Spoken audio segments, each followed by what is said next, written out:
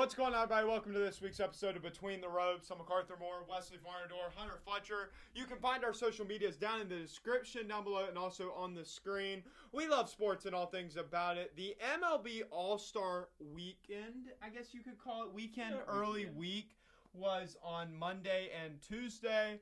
Wesley, I'm going to let you take this one over because, as we learned last week, MacArthur is a baseball casual. So, what do you got for the All-Star game? Well, can't forget about the MLB draft. There's a lot of young guys selected, a lot of life-changing money signed Sunday. So good luck to them. Hope they have a great career. I just want you to know I was not drafted. I'm aware. Yeah, because I'm still here. No picks were given to the boys from Whiteville. No. We'll start with the home run derby. It was fun. Unless you're Jazz Chisholm and you only have three home runs. It was so bad they had Chris Sale and interviewed Chris Sale the whole time during his entire at bat. That's tragic.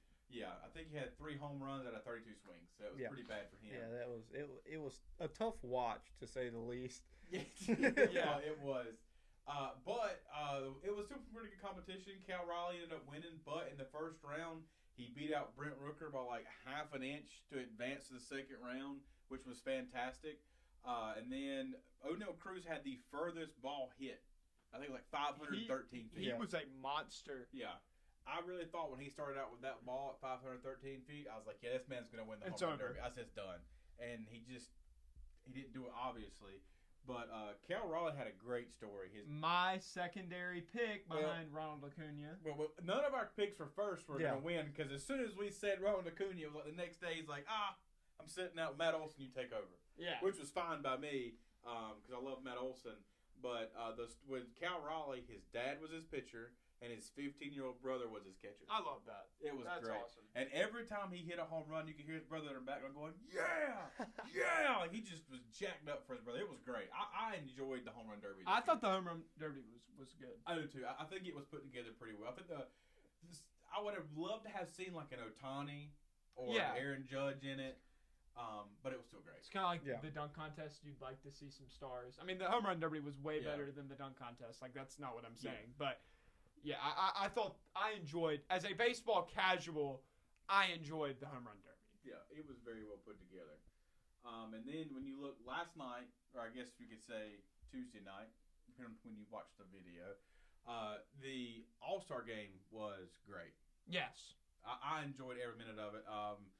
National League was up 6-0 in the fourth inning. I mean, it was great. And then, of course, American League come out 6-4. Then it was 6-5. And then it got to, I think Corbin Carroll hit a home run. It was like 7-5. It was like 7-7, I think. I can't remember. It ended up being 6-6. 6, that's right. And then the swing-off. First swing-off we've ever had. Yeah. Since changing the rule in 2022. Yeah. And I like the swing-off idea. I think it was pretty good put together. I wish we could have had a Shohei Aaron Judge battle, and they wouldn't have left in the middle of the All-Star game. I'm not happy about them leaving early, and I'm sure Hunter feels the exact same way. Yeah, it sucks to see because, I mean, you look at them, they're two of the biggest swingers in the league. I mean, you want to see that. You want to see the action from it. Yeah.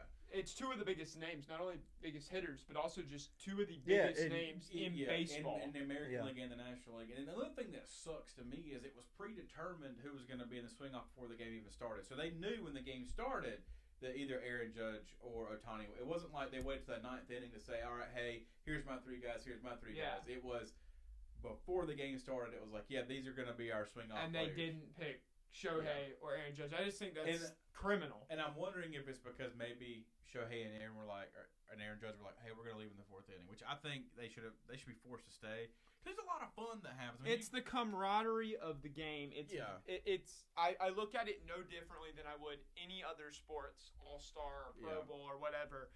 I mean, it would be like a guy like Lamar Jackson playing in the Pro Bowl, which the Pro Bowl sucks, but if the Pro Bowl was actually good and Lamar Jackson was playing, he played the first 2 quarters, and then they're like, okay, you can pack it up. Let's go back to Baltimore. And then they just threw some random guys out there. I feel like if you commit to the All-Star game, you should be committed to the All-Star game. What a hard concept. There's there could be many underlying things that forced him to leave. There's no telling what it is. But, I mean, if you're committed to a thing, just stick with it. I feel like if you have to leave for, like, some reason, that's fine. Medical. Like, if you're leaving just so you can go home and stay home a little early, no. It's not a good look. It's not a good look. I will say, though, one thing that I was interested in was the robotic umpire at home plate. Yeah. And some of the challenges that were made were pretty good. And one of them was at the very end of the ninth inning where Edwin Diaz hit, he hit the very small corner of the strike zone, and the bot picked it up. When he reviewed it as a strikeout, we went to extra innings. I mean, it was great. I liked it. I liked it. I thought it was a good look. I think it should replace regular umpires? No, because I think you're getting away from tradition, like we talked about last week. But I think it was a good way to introduce it. You know, put your foot and dip your toes in the water and see what the temperature's like. I really liked that the teams wore their actual team jerseys. Yeah. I thought that was a really nice touch. Yes. I think that's something that should be. I was glad they brought that back. I think that should be the norm for sports in general. I think so too. I think it brings so much pride and so much energy to the individual cities representing the All-Star game. And it's about the love of the game, and I think they did a really good job with that part. I think that should definitely be something that returns. It should, because I thoroughly enjoy looking out there and seeing an Atlanta jersey, and I'm sure there's, Phillies fans, Mets, Dodgers, and enjoy seeing their teams. The 5 jersey, Athletics fans. Yeah, they're represented in the All-Star game. Yeah.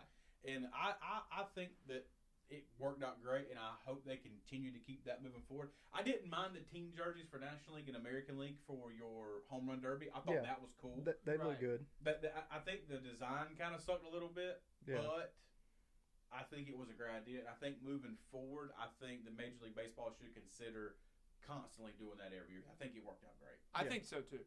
Overall, I would give the city of Atlanta and the MLB a solid B+, A- for the early start to the week. I will say I'll give it an A+.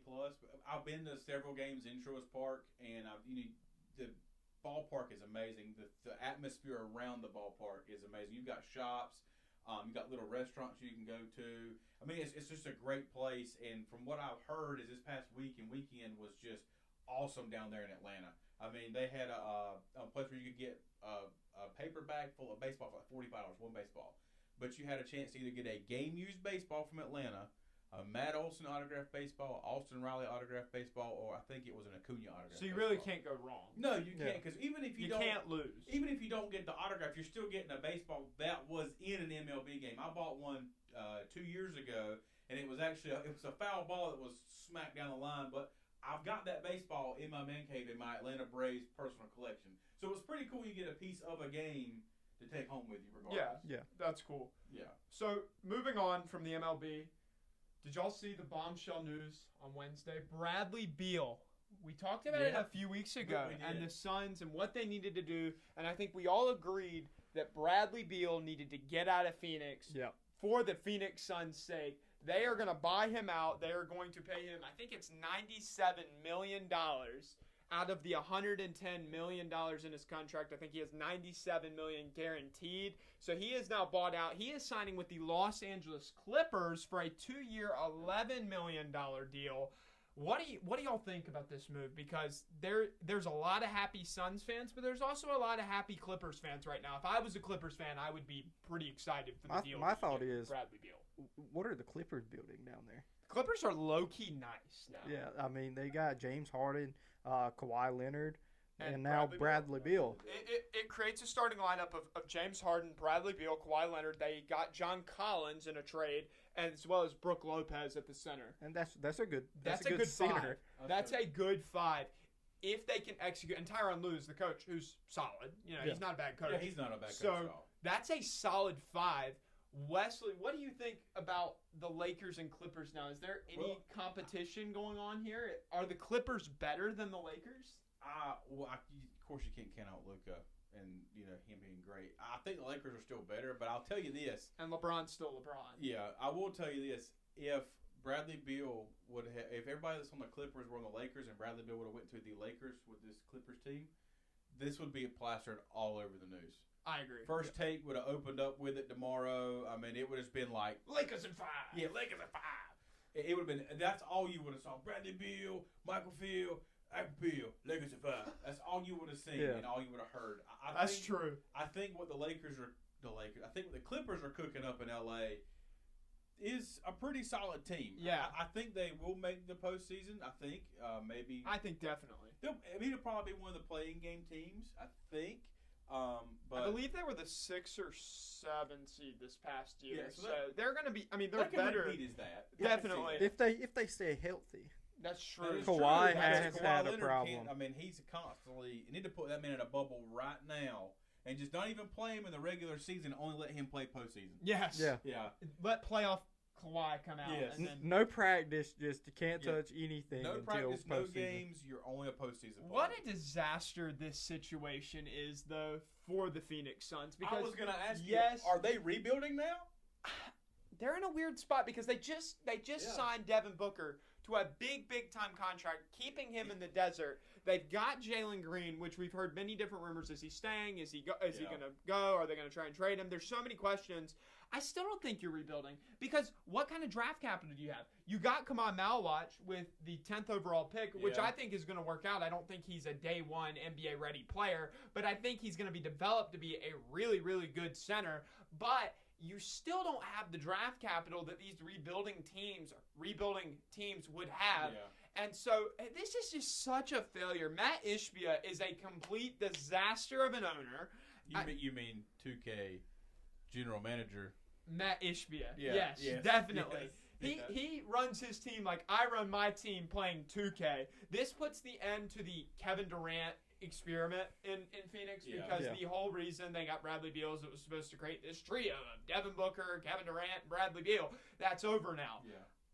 I feel bad for the Suns because, or let me say, I feel bad for the people in the organization and Suns fans. Yes. I do not feel bad for Matt Ishbia because he's going to sleep in the bed that he has made. Yeah, because they were so good. I mean, when Matt Ishbia came in, they were like one of the best young teams. They had a bright future. Yeah, it was Devin Booker, Mikal Bridges, DeAndre Ayton was the big three of the young guys, and then you had Cam Johnson as a solid depth piece and Chris Paul. So they made the finals in 2021. Matt Ishbia came in to a dream scenario in Phoenix, and somehow he David Teppered it and fumbled. David Tepper, I love it. That's a new term. I love David it. Tepper. I love it.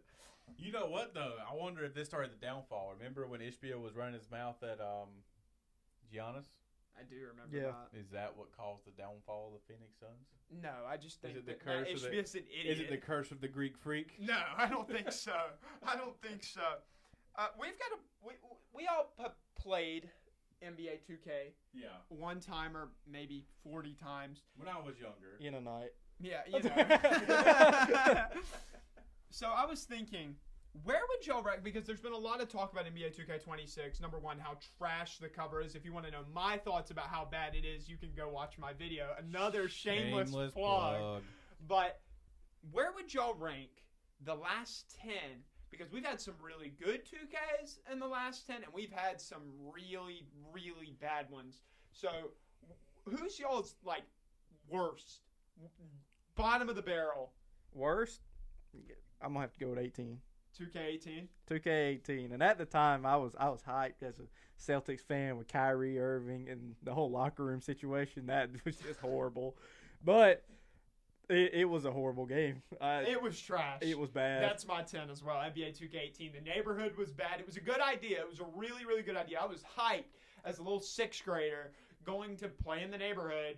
And it was just terrible. It was a buggy disaster. Be Fresh was one of the worst my career side characters ever. We went from whoever the name of Michael B. Jordan's character in 2K17 to Be Fresh, who was a complete idiot. She was just so annoying. Did you say 6th grader? I was in the 6th grade. Yes, we were. Who's your 10? Let me tell you my 10. Yeah. Are you ready for this? I'm ready. Hunter, are you ready? Yeah. 2K16. I'm just kidding. No!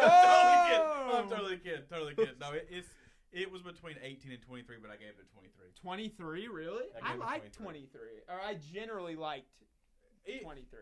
23 and 18 are my 9 and 10. That's same with me. I have 23 at number 9. But yeah, no, I definitely did not put 2K16. Please don't kill me. I was about to not kick put 16 Wesley off the pod. No, 16 was great. I agree. I love 16. We're going to talk about that one in a second, I believe. But my number 9 is NBA 2K21.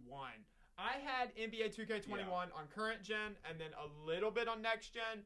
But this was just a bad game. You had the beach thing for the current gen My Career. Yeah. It played so similar to NBA 2K20 on current gen, so you might as well just play 2K20. Yes. And then in the next gen, that was the start of the big city, which is a disaster. I think they need to go back to a smaller neighborhood style thing if they even want to do that instead of just doing park games. I did not enjoy NBA 2K21 at all. I thought that it was just... Towards the end of the year, I guess it was playable. Like when the playoffs were around, like the NBA excitement kind of came in. But overall, I just was not that excited for this game. Correct me if I'm wrong, but it was 21, right? Yeah. Yeah, 21.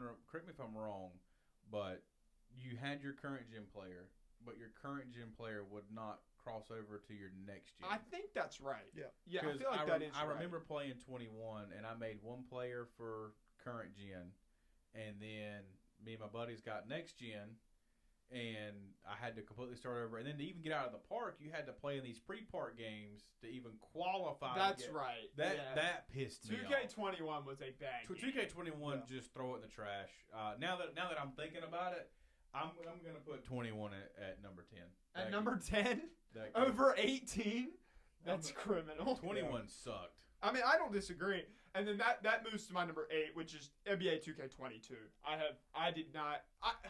When this game first came out, I was hyped because I was still kind of transitioning from current gen to next gen. So I did play the cruise ship, and that was cool. It was a cool idea. It was fun for about 2 months, because I was playing with the boys, but overall it just got boring. And then the same 2K22 city was still way too massive, way too big, and the city it just doesn't work. It doesn't give off the same aura that old NBA 2K games did. Yeah. So I have 2K22 at number 8. I have 21 at my 8 and 22 at my 7. Okay, so similar. Yeah, very, very similar. I just have 23 ranked a little lower than you do. I have 2K25 at number 7. And if you watched my review of NBA 2K25 in September, you'd be like, oh my gosh, you said this was the best game on next gen. And at the time, I truly did believe that because I did not see some of the bugs. I still enjoyed NBA 2K25. I'm not taking back 99% of what I said. However, the polishing on this game for a $70 game drops this to number 7 for me. Which means that NBA 2K23, one of your worst games of all time in the last 10, is number 6 for me. That's because you suck at ranking 2K. Well, here's the reason. Well, maybe I suck at 2K. Here's the reason. I'm going to give you a reason. NBA 2K23 introduced my NBA eras, which I think was a really good, groundbreaking addition for franchise players like myself. Because to go back and to be able to play and draft a guy like Michael Jordan, to draft somebody like Scottie Pippen, to basically build your own Bulls-style dynasty, or even earlier, you want to make a Bill Russell Celtics dynasty, you can do it. And I ate that up as a junior in high school in 2K23. And I think you were the only person. That's not true. I did not play. Most of the people that buy 2K are playing it for my career and playing in the park. You're not playing it for franchise. Well, me and Soft Drink TV, I guess. He enjoyed. Don't get me wrong. I do like watching those videos on YouTube, like people play like my GM, my franchise. I like those. King of the Fourth Quarter. Yeah, they're Kenny fun. Beecham. Yeah. They're fun. But when you buy 2K, you buy 2K to make a player who is 100% completely opposite of what you do in real life, and put them in an NBA, get drafted, and take them to the park and beat up on everybody, or like me, get absolutely demolished by everybody in the rec, and you just suck at 2K. So that's me. So I have 2K19 at my number 5. I thought 2K19 was a big improvement over 18. And I think that it was good. It was fine. The new neighborhood, the smaller neighborhood was better for my career. Overall gameplay felt less buggy. But who's y'all's number 5? My number 5 was actually 2K25.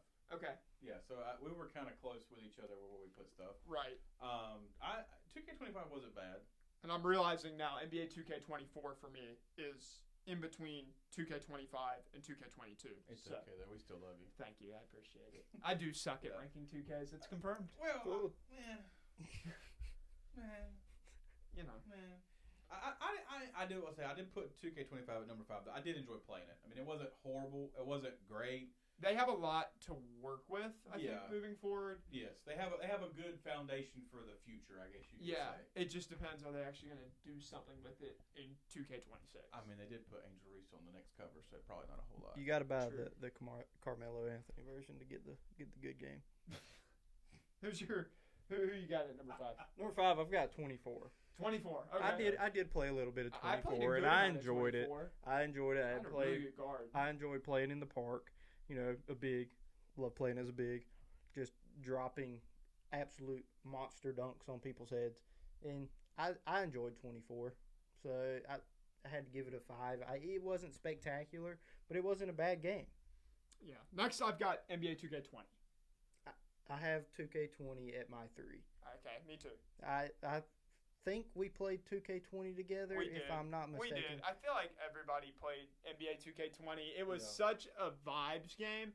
Overall, gameplay-wise, I would actually argue that 2K19 is a better playing game than NBA 2K20.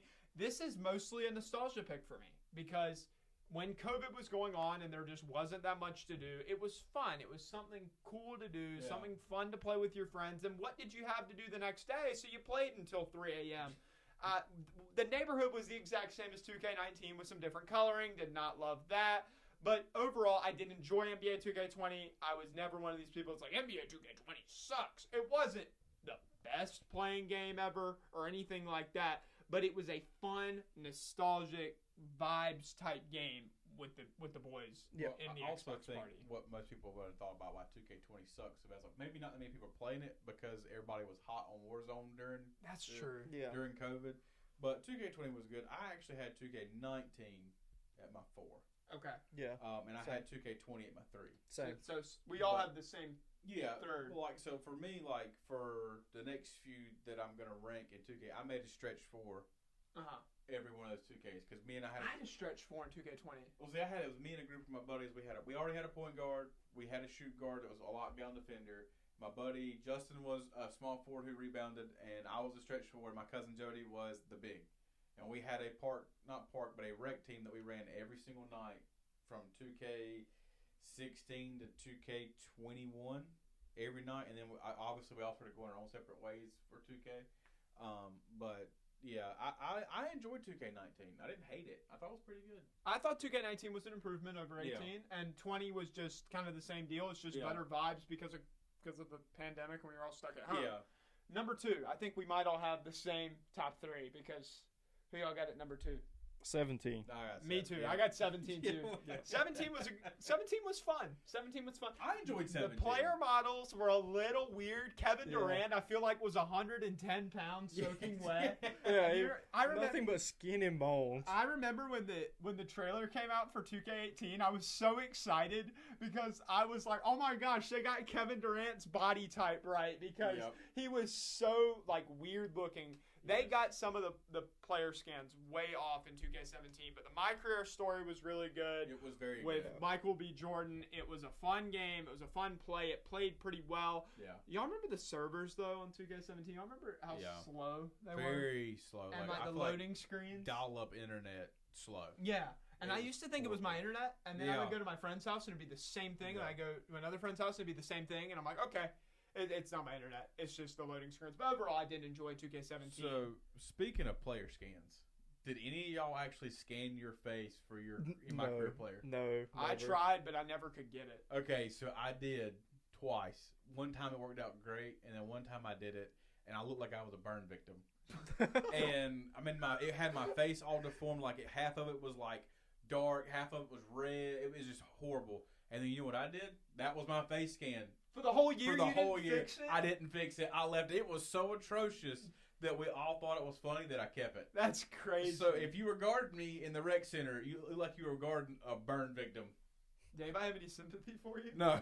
No sympathy. I got roasted worse, but I thoroughly enjoyed it. I loved the pain. So that leaves number 1 for the Between the Ropes NBA 2K ranking. I believe we all picked it. NBA 2K16. Yes, just sir. the GOAT, to me, the GOAT of NBA 2K games. Yes. Better than 2K11. Yep. Better than...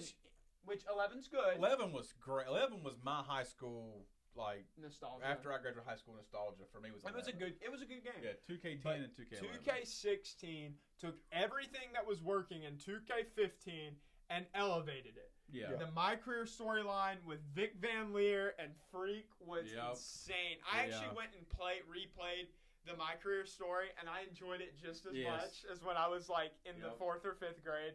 I absolutely loved NBA 2K16. The park was near perfect.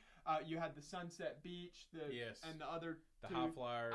I was a Sunset Beach guy, so I think it was I was a Rough Rider guy. Okay. Were you in 2K16? Did you play much park or not really? No, not really. I didn't have it. Okay. I didn't have it. My cousin had it, and I always, whenever I went over to his house, we always played it. I'm so sorry. We played it. I never got to play. Somebody get this man a copy of 2K16. Get my guy a copy of NBA 2K16.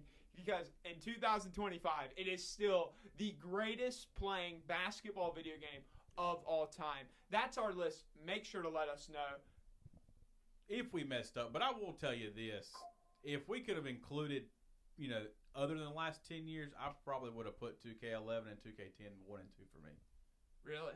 Yeah, just because for me it was nostalgic. That was probably some of the first 2Ks I really played. Yeah. I enjoyed always having my buddies come over in the summertime, and we would stay up late, play against each other. You'd win one game, you'd blow your buddy out the next game. It was like just back and forth. That's just vibes. It was fun. Like I thoroughly enjoyed it. Yeah.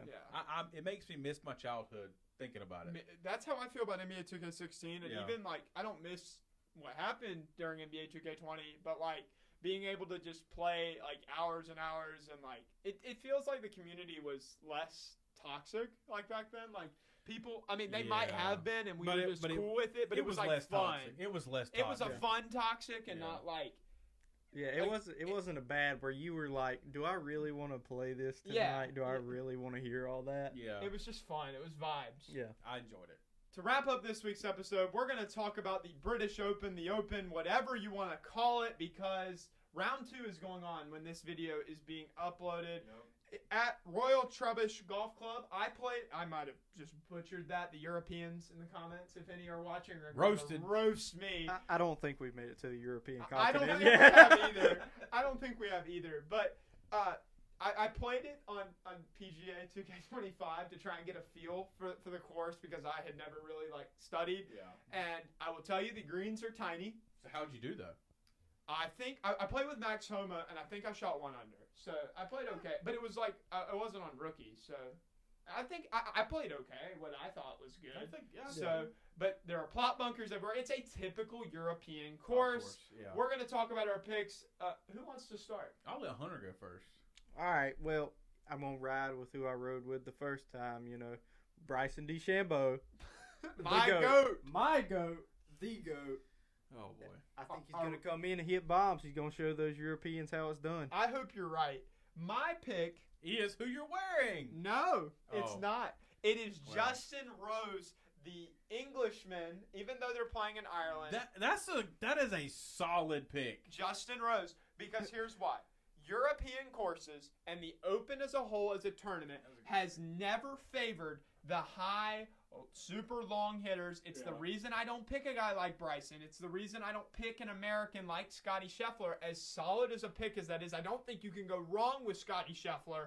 But Justin Rose is just so balanced. Yeah. He is a balanced player. He is coming off a great week at the Scottish Open. Yeah. He's had a bad few weeks recently, except the Scottish Open. So he's due for a really good one. He finished second at the Masters. He got cut at the PGA and the U.S. Open. Let's finish the major year strong. I'm going with Justin Rose. I will say, again, that is a solid pick because he played great at the Masters. Yeah. He did. I mean, he gave Rory a run. Yeah, I was like, holy crap, who is this kid?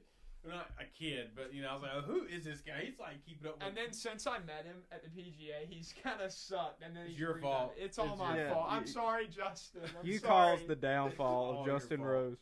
I tell you who I don't to win before I tell you who I want to win.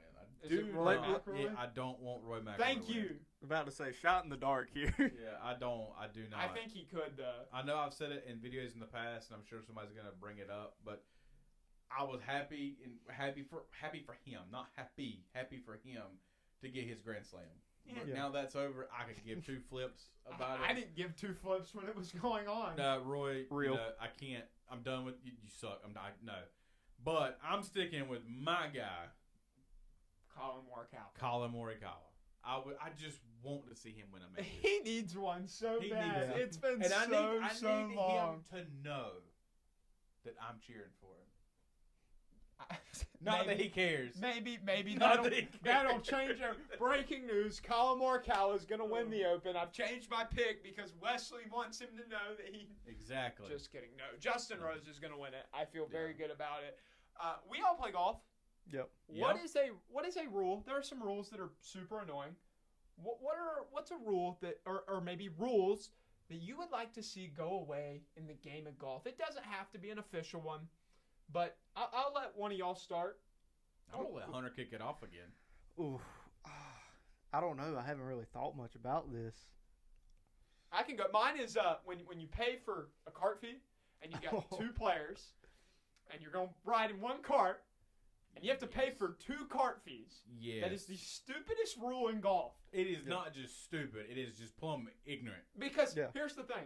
If I came into the pro shop and paid for a cart, and then 5 minutes later, whoever I'm playing with goes and pays for a cart, guess what? You get two carts. But if you walk in at the same time, it's like, oh, y'all are gonna ride this. Y'all are gonna ride the same cart but pay two cart fees. That's stupid. Yeah. If you're gonna make me pay two cart fees, let it be one price, but we split that $5 price up between two people. Yeah. Whatever it is. Yeah, whatever your cart fee, because I'm with you. I think it's just plumb ridiculous. It's why I started walking on the golf course. Well, I needed to walk for exercise. Well, it's been great exercise. I mean, I love it. I'm very glad I started. But that is the reason. I got sick of paying cart fees. I mean, I don't think the cart fees for a single are bad. But when me and Hunter were going to go play golf and we share a cart, we'd be paying two cart fees. And I thought that, I'm like, this is dumb. This is really, really stupid.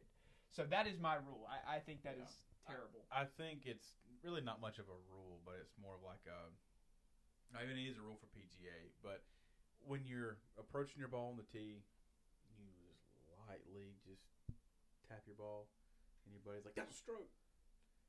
You don't think that should be a stroke? It shouldn't be a stroke. No, I don't. I think people like that make that, like they call it out should be shot. I don't know anybody that actually counts it as a stroke outside of the PGA. I know, but I've been around people who are like, oh, that's a stroke, and I'm like, I'm gonna stroke this golf club inside your head. I'll say it, but I'm not gonna actually count it. I'm gonna say it, just because for the lore. Every time for the lore. The golf floor. Every time the three of us go play golf, I at least have one hole where I do that, and Hunter just looks over and goes, "That's one." It is. It's one. That's the guy we're gonna hit with our golf club. Yeah. Hunter No. If Hunter's not on the show next week, you'll know why. He took a 9-iron to the side of the head. Please no. Well, I think my rule would have to be. I mean, it's a good rule. For me personally, it's not. I mean, I would like to. If I hit a ball in the water, don't make me take a stroke. It's not a good rule for me because I will find water at any possible level. I disagree. Like, I think that's a fine rule. I don't think that should go. Like, you need to find water. Take me to Mars. I'll find water. Let me get the driver out. We'll find it. Just one swing, and we'll be there. You had so many great inconveniences. That is an inconvenience, a massive inconvenience.